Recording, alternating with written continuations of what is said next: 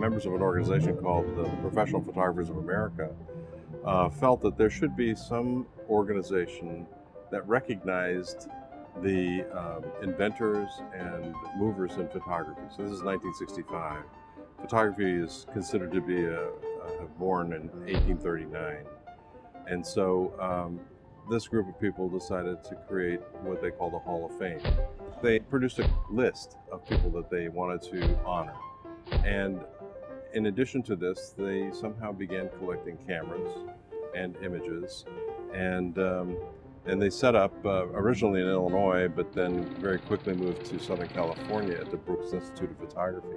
In 1985, they moved to Oklahoma City.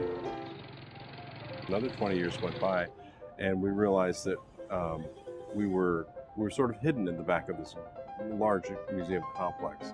So we looked at other spaces in Oklahoma City, and nothing seemed to turn out. So we did a search, and it turns out that St. Louis has 14 universities with accredited programs in photography.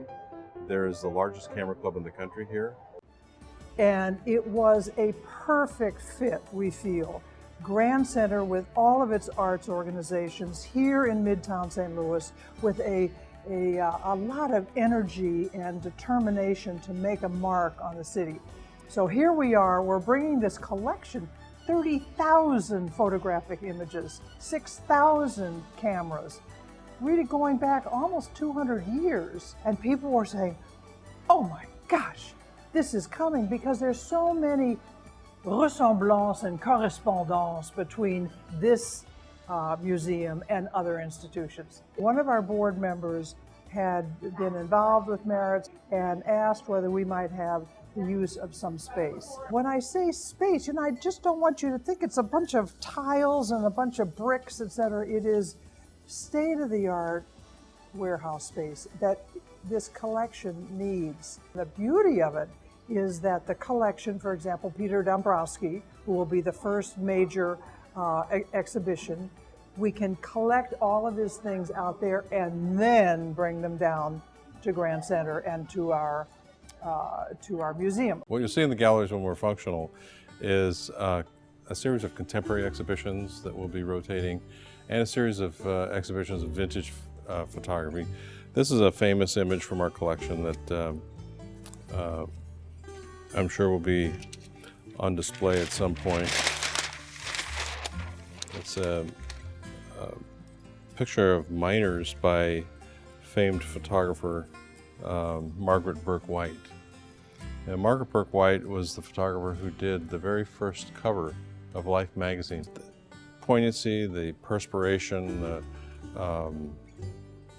the human interest, I think, of these two gentlemen that she was able to capture. This interesting device, another donation from Mr. Seaver's heirs, is a neck brace, so that during the daguerreotype era, when you went to have a photograph made, you would have to be very steady because exposures could have been like a minute or half a minute long.